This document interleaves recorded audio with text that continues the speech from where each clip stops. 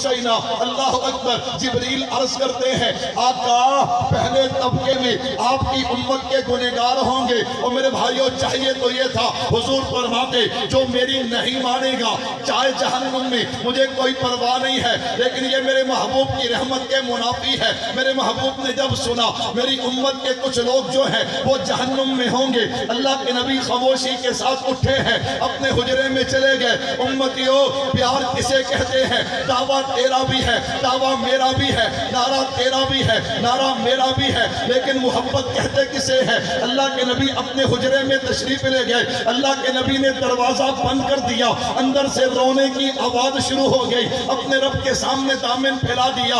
एक दिन गुजर गया, 2 दिन गुजर गए, 3 दिन गुजर गए। अल्लाह के नबी ने खाया भी कुछ नहीं, पिया भी कुछ नहीं, किसी से कलाम भी नहीं है। नमाज का वक्त होता, मुसल्ले पे तशरीफ लाते, नमाज पढ़ाते, वापस चले गए। जब 3 दिन गुजर गए ना, सहाबा के दिल फटने को आ गए। हजरत अबू बकर सिद्दीक को भेजा, दरवाजा नहीं खोला। हजरत उमर को भेजा, दरवाजा नहीं खोला। हजरत अली को भेजा, वो रास्ते से वापस आ गए रज़ी अल्लाह अन्हुम अजमाइन। अली वापस क्यों आए? कहा जब अबू बकर और उमर के जाने से दरवाजा नहीं खोला तो अली के जाने से कहां खोलेगा? घर तशरीफ ले गए। हजरत फातिमा ज़हरा रज़ी अल्लाह ताला अन्हा आपकी बेटी है फातिमा, आज 3 दिन हो गए आपके वालिद गिरामी ने खाया भी कुछ नहीं, पिया भी कुछ नहीं, मुसलसल रोना और दुआ करना है, पता तो कीजिए वजह क्या है, बात क्या है? हजरत फातिमा तशरीफ ले गई रज़ी अल्लाह ताला अन्हा। अब्बा जान क्या बात है? आज 3 दिन हो गए आपने खाया भी कुछ नहीं, आपने पिया भी कुछ नहीं, किसी से कलाम भी नहीं है, मुसलसल रोना और दुआ करना है। मेरे महबूब ने बताया बेटी जब से मुझे पता चला है कि मेरी उम्मत के गुनहगार जहन्नुम में होंगे, मैं उस वक्त से रोकर अल्लाह से उनकी रिहाई की दुआ मांग रहा हूँ। ये उम्मत सुभान अल्लाह भी नहीं कहती सुभान अल्लाह है, कह दो ना सुभान अल्लाह। वो नबी मेरे और आपके लिए रो रहे हैं, अल्लाह अकबर अल्लाह अकबर ये कह के ना, फिर मेरे महबूब ने सर सजदे में रखा। थोड़ी देर के बाद सर उठाया तो मुस्कुराते हुए, क्या करते हुए? बेटी ने पूछा अब्बा जान अभी आप रो रहे थे, अभी मुस्कुरा रहे हैं। मेरे भाइयों सुनना जरा, मैं और आप कहते हैं ना कि जीना भी हुजूर के लिए और मरना भी हुजूर के लिए, सल्लल्लाहु। किसी से फतवे की जरूरत नहीं।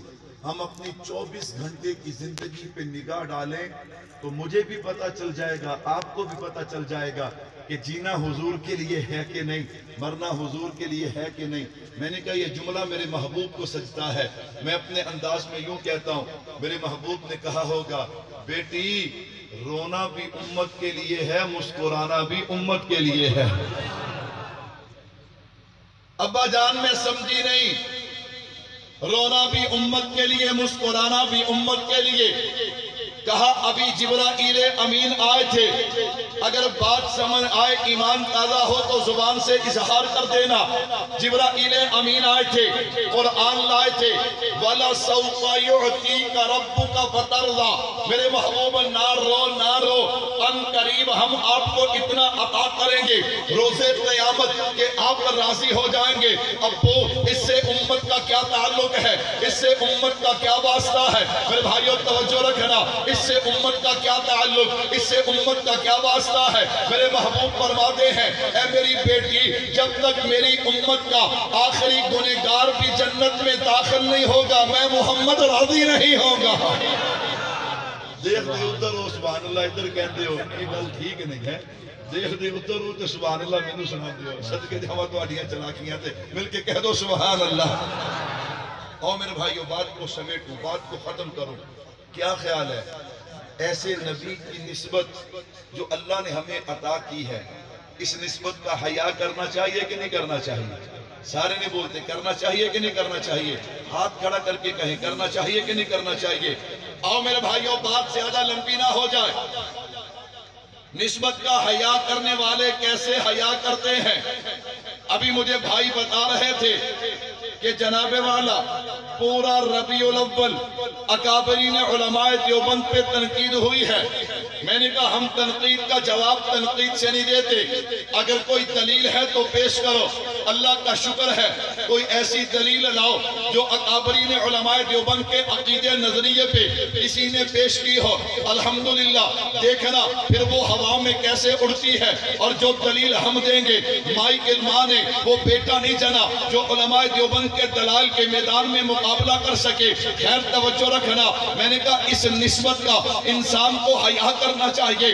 آئیے نسبت کا حیا کرنے والے نسبت کا حیا کیسے کرتے ہیں. میں نے کہا انہوں نے تنقید میں وقت گزارا ہے. میں بتاؤں اکابرین علماء دیوبند انہیں کہا جاتا ہے. جو دیوبندی بیٹھا ہے اب وہ میرے ساتھ بولے گا, مجھے کہنے کی ضرورت نہیں پڑے گی. میں نے کہا دیکھنا یہ نسبت کا حیا کرنے والے ایسے لوگ ہوتے ہیں. ایک قافلہ ہے جو مکہ مکرمہ سے نکلا حج کر کے مدینہ منورہ کی طرف جا رہا ہے. چلتے چلتے مقام وہ آ گیا, جگہ وہ آ گئی جہاں سے نبی کی مسجد کے مینار نظر آتے ہیں. لیکن رات کے اندھیرے پڑنے لگے. اللہ اکبر, آپس میں مشورہ ہونے لگا رات یہاں گزارتے ہیں, صبح مدینہ منورہ چلے جائیں گے. لیکن ایک عاشق تڑپ گیا. اس نے تڑپ کے کہا اب برداشت نہیں ہوتا نبی کی مسجد کے مینار نظر آئے اور ہم رات یہاں پہ گزار دیں. رات یہاں نہیں گزاریں گے, نبی کے قدموں میں گزاریں گے, نبی کے قدموں میں گزاریں گے. اب ذرا توجہ رکھنا, میں نے کہا تنقید کا جواب تنقید سے نہیں, میں اپنے اکابرین کو پیش کرنے چلا ہوں. توجہ کیجئے گا. اللہ اکبر, سارا قافلہ اس عاشق کے سامنے بے بس ہو گیا. ہاں رات ہی کو چلتے ہیں, چلو سفر کا آغاز کرو. جب سفر کا آغاز کرنے لگے, میں قربان جاؤں اس دیوانے نے یوں کیا, اس نے اپنا جوتا اتارا ہے. جب اس نے جوتا اتارا نا, لوگ کہنے لگے اب کیا ہوا, اب آپ نے جوتا کیوں اتار دیا؟ کہا تمہیں نہیں پتا اس سرزمین کو نبی کا مدینہ کہا جاتا ہے. اس سرزمین کو نبی کا مدینہ کہا جاتا ہے. کہتے ہیں مدینہ کیا ہے؟ میں نے کہا سن, مدینہ نور ہی نور ہے, مدینہ سرور ہی سرور ہے, مدینہ قرار ہی قرار ہے, مدینہ بہار ہی بہار ہے, مدینہ انوار ہی انوار ہے. اللہ کی قسم مدینہ پیار ہی پیار ہے. کہتا مدینہ کیا ہے؟ اب مدینے والوں کو کہنے کی ضرورت نہیں پڑے گی. جو مدینے سے پیار کرتا ہے وہ میرا ساتھ دے گا. مدینہ کیا ہے؟ میں نے کہا شان ہے مدینے میں, رحمت ہے مدینے میں, برکت ہے مدینے میں, شہرت ہے مدینے میں, ذہانت ہے مدینے میں, حکمت ہے مدینے میں, بصیرت ہے مدینے میں, نانا ہے شان مدینے میں, ہے ایمان مدینے میں, ہے سلطان مدینے میں, ہے فیضان مدینے میں, ہے وجہ تخلیق کائنات ذات مدینے میں. نانا اللہ کی قسم ہے محبوب رب رحمان بھی مدینے میں. میرے آقا کے مدینے کی ہر چیز مثالی ہے, میرے آقا کے مدینے کی ہر چیز مثالی ہے. ذرے بھی نرالے ہیں, مٹی بھی نرالی ہے. جو کہتے ہیں میرے محبوب کے مدینے کے ذرے بھی نرالے ہیں, مٹی بھی نرالی ہے. ہم دیوبند والے تو اس مٹی پہ بھی مرتے ہیں. جن کا نظریہ ہے وہ میری بات سن کے خاموش نہیں رہے گا. میرے آقا کے مدینے کی ہر چیز مثالی ہے, ذرے بھی نرالے ہیں, مٹی بھی نرالی ہے. میرے بھائیوں, میرے آقا کے مدینے کی ہر چیز مثالی ہے. اگر سمجھ نہیں آتی تو میں سمجھا دیتا ہوں. اور لاہور چلنا, امام لاہوری ہے, این جوانی میں فارج کا حملہ ہو گیا. سنو اس کے مصطفیٰ کسے کہتے ہیں؟ نسبت کا احترام کرنے والے اکابرین علماء دیوبند کیسے تھے؟ اللہ اکبر, این جوانی میں فالج کا حملہ ہوا.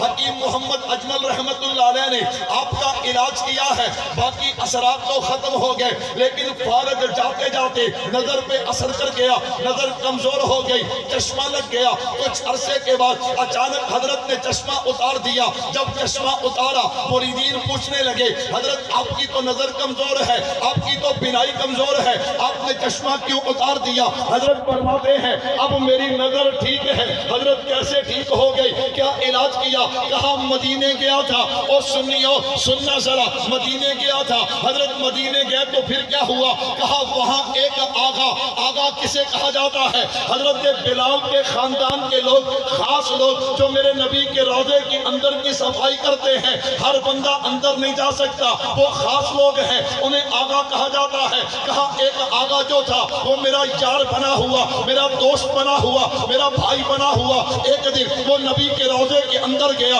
اس نے اندر جو ہرے رنگ کا کپڑا ہے اسے ہلایا، اس سے تھوڑی سی مٹی نکلتی ہے، اس نے اس کو محفوظ کر لیا کہ میرا یار لاہوری آئے گا، نبی کا دیوانہ ہے، نبی کا عاشق ہے، کہ اسے تحفے میں دوں گا۔ جب میں گیا نا اس نے وہ مجھے تحفہ دیا، میں نے کہا تیرا تحفہ تو کمال ہے لیکن اس کا تو ادب بڑا ہے، اس کا تو احترام بڑا ہے۔ میں سوچتا رہا اسے کہاں پہ رکھو، کیسے رکھو۔ پھر میرے دل و دماغ نے فیصلہ کیا وہ جو میری سرما دانی ہے جہاں سے روزانہ میں سرما اپنی آنکھوں میں لگاتا ہوں، میں اس مٹی کو اس میں ڈال لیتا ہوں تاکہ یہ مٹی سرمے کے ساتھ میری آنکھوں میں چلی جائے اور نبی کی اس نسبت کا احترام کا حق ادا ہو جائے۔ میرے بھائیوں توجہ رکھنا، وہ سرما دانی میں مٹی کو ڈالا ہے، اب وہ آنکھوں میں جانا شروع ہوئی۔ میرے محبوب کا فرمان ہے اللہ نے مدینے کی مٹی میں بھی شفا کو رکھا ہے۔ حضرت فرماتے ہیں جیسے جیسے وہ مٹی میری آنکھوں میں جاتی گئی اللہ میری بینائی کو ٹھیک کرتے گئے۔ اس لیے تو میں نے کہا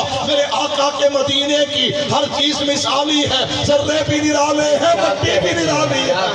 نعرہ تکبیر، نعرہ تکبیر، تاجدار ختم نبوت۔ سبحان اللہ۔ 5-7 منٹ باقی ہیں، اگر سبحان اللہ کہو تو مدینے کی ایک بات اور سنا دیتا ہوں۔ ہمارے بزرگوں میں سے فیصل آباد کے بزرگ گزرے ہیں مفتی محمد یونس، سب کہہ دو رحمت اللہ علیہ۔ حضرت مدینہ گئے، فرمایا علماء کی جماعت ہم حج کر کے مدینہ آ گئے۔ ایک دن میری ڈیوٹی تھی کھانا کھلانے پہ علماء کو، میں نے علماء کو کھانا کھلایا، دسترخوان صاف کیا، کچھ ہڈیاں بچی ان کو گرانے کے لیے میں جہاں جگہ بنی ہڈیاں گرانے کی وہاں پہ گیا۔ میں نے جیسے ہی ہڈیاں گرائی نا مدینے کا ایک بچہ آیا، اس نے آج ان ہڈیوں کو اٹھایا اور چوسنا شروع کر دیا۔ حضرت مفتی صاحب فرماتے ہیں میری چیخیں نکل گئیں۔ حضرت کیوں؟ فرمایا میرے آقا کے مدینے کی ہر چیز مثالی ہے۔ تھک گئے ہو، میرا خیال تھک گئے ہو، جو نہیں تھکے کہہ دو سبحان اللہ۔ میں نے بیٹے کو کہا، بچے کو کہا بیٹا کیوں ہڈیاں چوستا ہے؟ اس نے کہا چچا بھوکا ہوں۔ کیا ہوں؟ گھر سے کھانا نہیں ملتا، کثیر بہن بھائی ہیں، یتیم ہیں، ماں کے پاس اتنے اسباب نہیں کہ ہمیں کھانا دے سکے۔ بیٹا کیسے گزارا کرتے ہو؟ چچا یوں مسجد کا چکر لگاتے ہیں، کہیں سے روٹی کے ٹکڑے، کہیں سے پھلوں کے ٹکڑے، کہیں سے جناب ہڈیاں ملتی ہیں، چوس لیتے ہیں، کھا لیتے ہیں، گزارا کرتے ہیں۔ میں نے دسترخوان بچھایا، بیٹے کو کھانا کھلایا۔ میں نے کہا بیٹا میرے ساتھ وعدہ کر جتنے دن میں مدینے میں ہوں تو روزانہ آئے گا، صبح دوپہر شام رات وقت نہیں دیکھے گا، تجھے بھوک لگے گی میں تجھے کھانا کھلاؤں گا۔ کہا وہ بچہ آتا رہا، میں اس بچے کو کھانا کھلاتا رہا۔ ہمارے واپسی کے دن قریب آ گئے۔ سنو میرے بھائیوں، اکابرین علماء دیوبند اپنے نبی کی نسبت کا حیا کیسے کرتے ہیں؟ اللہ اکبر، اللہ اکبر۔ کہا میں نے کہا بیٹا ہمارے واپسی کے دن قریب آ گئے، میرا دل کرتا ہے تو میرے ساتھ پاکستان چلے۔ اللہ نے رہائش اچھی دی ہے، اللہ نے گاڑی اچھی دی ہے، بینک بیلنس بھی ہے۔ چچا ماں سے پوچھنا پڑے گا، پوچھ لے، ماں قسمت کی ماری اجازت نہ دیتی تو کیا دیتی؟ اس نے کہا بیٹا اگر کوئی لے جاتا ہے تو چلا جا۔ کہا وہ بچہ تیاری کر کے آیا، آخری دن آ گیا۔ میں نے کہا چل بیٹا نبی کے روضے پہ آخری سلام کرتے ہیں، پھر شاید دوبارہ زندگی وفا کرے نہ کرے۔ ہم نبی کے روضے پہ چلے گئے، ہم نے درود و سلام پڑھا ہے۔ درود و سلام پڑھ کے جب ہم واپس ہٹے ہیں، اللہ اکبر، ان کیفیات کو محسوس کرنا میرے بھائیوں، ان کیفیات کو محسوس کرنا۔ جب ہم واپس لوٹے چند قدم اٹھائے، اس بچے نے میرا ہاتھ پکڑ لیا، مجھے کہتا ہے چچا مجھے جس ملک میں لے جا رہا ہے یہ تو بتایا، وہاں مکان اچھا ہوگا، رہائش اچھی ہوگی، خوراک اچھی ہوگی، گاڑی اچھی ہوگی، یہ تو نہیں بتایا وہاں نبی کا گنبد خضرا بھی ہوگا کہ نہیں ہوگا۔ حضرت فرماتے ہیں میری چیخیں نکل گئی۔ میں نے کہا بیٹا وہاں دنیا کی ہر نعمت مل سکتی ہے لیکن یہ گنبد خضرا کی نعمت اگر اللہ نے عطا کی ہے تو صرف مدینہ منورہ کو عطا کی ہے۔ سنو میرے بھائیوں، اس بچے نے ہاتھ چھڑایا، دوڑ لگا دی ہے، کہتا چچا بھوک بھی برداشت ہے، پیاس بھی برداشت ہے، گرمی بھی برداشت ہے، سردی بھی برداشت ہے، لیکن نبی کے روضے کی جدائی برداشت نہیں ہے۔ تو پھر مجھے کہنے دینا خدا کی رحمتوں کا، برکتوں کا جو خزینہ ہے، خدا کی رحمتوں کا، برکتوں کا جو خزینہ ہے، اسی کا نام طیبہ ہے، وہی شہر مدینہ ہے۔ سبحان اللہ۔ اس بزرگ کی بات پوری کروں۔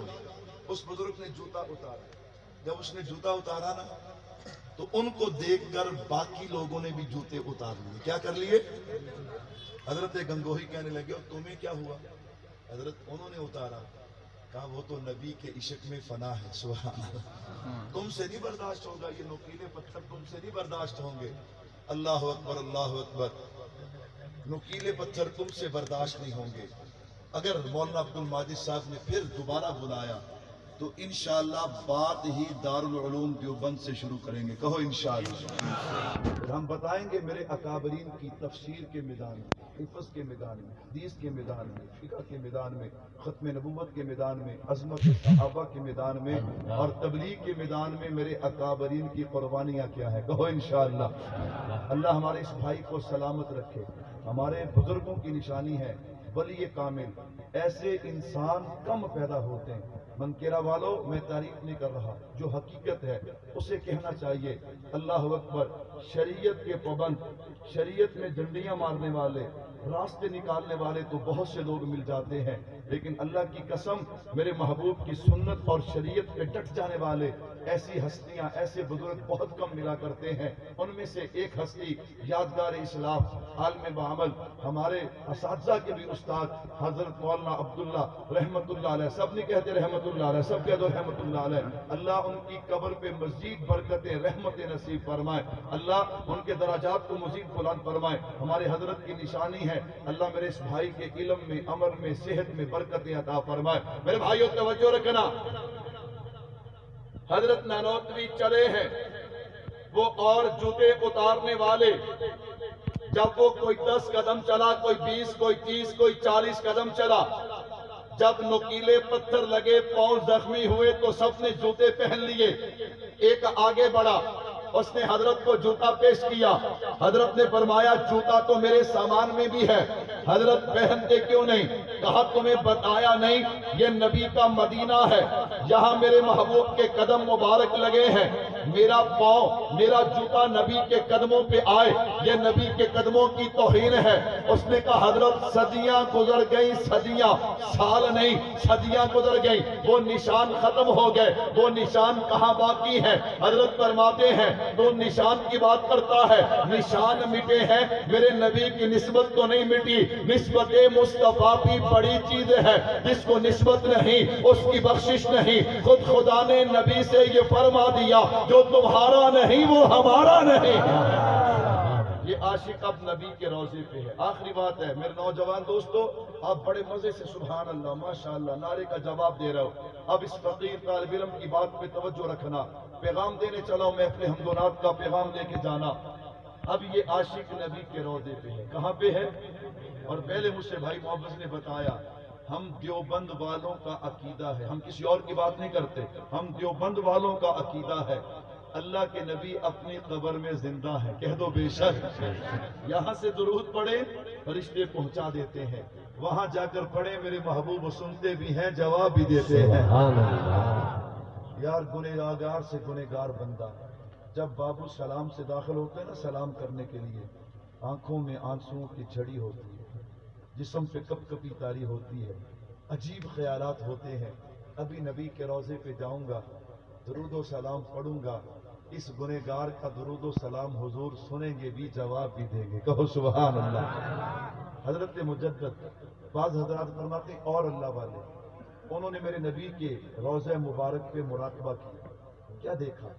سنو میرے بھائیو، جس بندے کے چہرے پہ ایک مٹھی داڑھی پوری سنت کے مطابق ہو، اگر وہ درود و سلام پڑھنے جائے حضور سنتے بھی ہیں، جواب بھی دیتے ہیں اور اپنا چہرہ بھی اس کی طرف رکھتے ہیں. سبحان اللہ. اور جو ایک مٹھی سے کم مڈا دے یا کٹا دے اس کا جواب سنتے بھی ہیں، جواب بھی دیتے ہیں، لیکن اس سے اپنا چہرہ پھیر دیتے ہیں. میرے بھائیوں، سارے جہان میں تیرا میرا چہرہ پسند ہو گئے اور کملی والے کو پسند نہ ہو، اس چہرے کا کیا فائدہ؟ وہ کسی نے کہا نا جو بھی میرے آقا کا شیدا نہ ہوا وہ کبھی پیدا ہو کر بھی پیدا نہ ہوا.